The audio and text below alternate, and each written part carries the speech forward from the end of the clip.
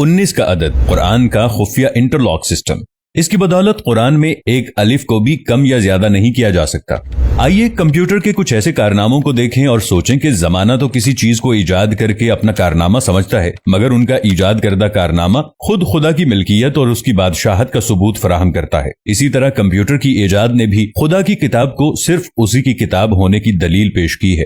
مصر کے سائنسدان ڈاکٹر ارشاد خلیفہ نے سال ہر سال محنت کی اور ریسرچ و تحقیق کی بنیاد پر الیکٹرانک آلات سے جو نتیجہ اخذ کیا ہے وہ بے انتہا حیرت انگیز ہے۔ انہوں نے قرآن کریم کی ہر سورہ کے ابجدی اعداد و شمار بھی فراہم کیے ہیں۔ سورتوں کے حروف، اعراب، آیات وغیرہ کی تعداد نوٹ کر کے لاکھوں کی تعداد میں ڈیٹا کمپیوٹر میں فیڈ کیا، اور یہ عمل انہوں نے قرآن کریم کی کل 114 سورتوں پر لاگو کیا تو معلوم ہوا کہ قرآن کریم کے حروف اور سورتوں اور آیات میں ایک گہرا تعلق اور سائنسی رشتہ بسم اللہ الرحمن الرحیم سے ہے۔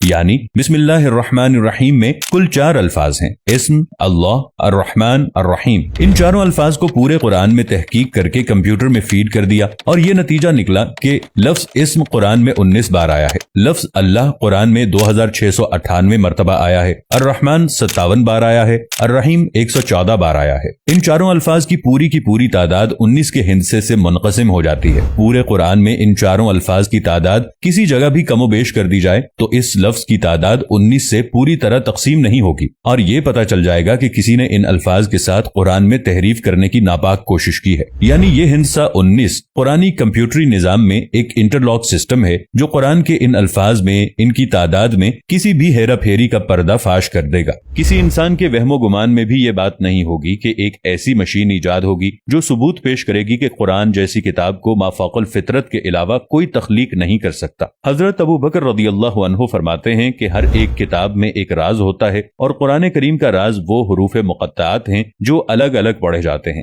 جیسے الف لام میم ہا میم قاف نون وغیرہ۔ 19 کا یہ ہندسہ جس کے بارے میں ہم بیان کر رہے ہیں، یہ بذات خود قرآن حکیم کی لفظی ترکیبات کے اعجاز کا روشن ثبوت ہے، اور اس سے یہ سچائی سامنے آتی ہے کہ چاہے جیسی بھی جدید ترین مشین ایجاد کر لی جائے، وہ قرآن کی حقانیت کو بیان کرے گی، کیونکہ پورے قرآن مجید کے حروف ایک خاص حساب کے مطابق ہیں۔ لاکھوں حروف میں سے صرف ایک کا فرق بھی اس کے حساب کو بگاڑ دیتا ہے۔ حساب کی اس حد تک درستی اس دور میں مسلم اور غیر مسلم دونوں کے لیے ایک طرف تو یہ ثبوت فراہم کرتی ہے کہ قرآن مجید 1450 سال گزر جانے کے بعد بھی ہر قسم کی تحریف سے پاک ہے۔ اس ہندسے 19 کے بارے میں خود قرآن کریم میں ارشاد ہوا ہے کہ اس کے اوپر 19 ہیں۔ کچھ علماء نے ترجمہ کیا کہ اس پر 19 فرشتے مقرر ہیں، سورہ 74 آیت نمبر 30۔ مگر یہاں ہندسے 19 کی اہمیت کو اجاگر کرنا مقصود ہے۔ یہ بات بالکل واضح ہے کہ قرآن کریم میں کل 114 سورہ ہیں جو ہندسے 19 سے پوری طرح تقسیم ہو جاتی ہیں۔ اللہ نے اس نقطے پر بھی قرآن کی حقانیت کو واضح کیا ہے، وہ یہ کہ 114 سورہ میں سے ایک سورہ توبہ کے شروع میں بسم اللہ الرحمن الرحیم نہیں ہے،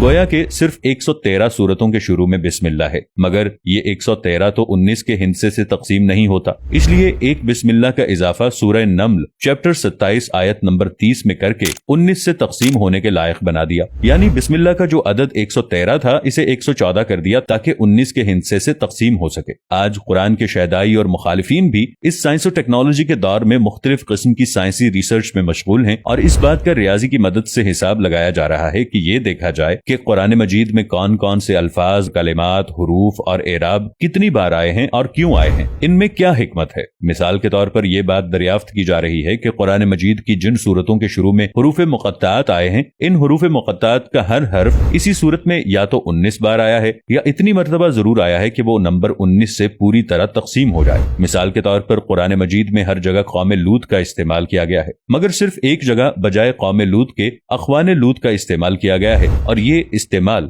سورہ قاف نمبر 50 آیت نمبر 13 میں کیا گیا ہے، اور لوط کے بھائی اور ایکا والے اور بتا کی قوم نے بھی جھٹلایا۔ اگر قوم لوط کی جگہ اخوان لوط کا استعمال نہیں ہوتا تو ایک قوم لوط کی زیادتی کی وجہ سے 19 سے تعداد نہیں کٹتی۔ اس طرح خدا نے ہر جگہ الفاظ اور اعراب وغیرہ کو انٹرلاکنگ سسٹم سے جوڑ رکھا ہے، ورنہ سورہ قاف میں حرف قاف کا نمبر 19 سے تقسیم نہ ہو کر 19 کے ہندسے کو بے اثر کر دیتا۔ اب اگر ایک قاف بھی کوئی گھٹا کر پڑھے گا تو خود آیات پکڑ میں آ جائیں گی۔ اگلی مثال سورہ نون کی ہے۔ اس حرف کا استعمال سورہ نون میں 133 بار ہوا ہے جو 19 کے ہندسے سے تقسیم ہو جاتا ہے، اس لیے پوری سورہ میں کسی بھی ایک نون کا اضافہ یا اخفا کر دیا جائے تو تحریف فوراً फौरन पकड़ में आ जाती है। खुद कुरान की पहली आयत बिस्मिल्लाहिर्रहमानिर्रहीम में कुल 19 हरूफ हैं। एक हर्फ की ज्यादती या कमी कुरान में किसी तरह की हेराफेरी की पकड़ में मदद करेगी। कुरान में कुल हुरूफ मुक़त्तात 14 हैं और हुरूफ मुक़त्तात के मेल से बनने वाली सूरह भी 14 ही हैं, मगर इस तरह की सूरतों के नाम के एतबार से उनकी तादाद 29 होती है। अगर हुरूफ मुक़त्तात, उनके मेल से बनने वाली सूरतों की तादाद और नाम के एतबार से कुल तादाद को जोड़ दें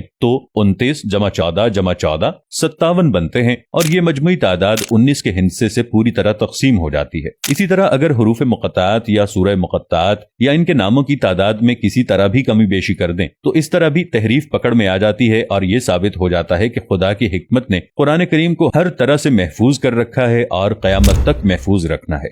इस साइंस और टेक्नोलॉजी के दौर में खुदा ने यह मौका दिया कि आज जिस मशीन पर आंख बंद करके भरोसा किया जाता है वही मशीन कुरान की हक्कानियत और अल्लाह की किताब होने की गवाही देती है। और आज कंप्यूटर का जवाब भी यही है कि इसमें कोई तब्दीली मुमकिन नहीं है। अगर वीडियो पसंद आए तो इसे लाइक और शेयर जरूर कीजिएगा। मिलेंगे नई वीडियो के साथ, तब तक के लिए अल्लाह निगहबान।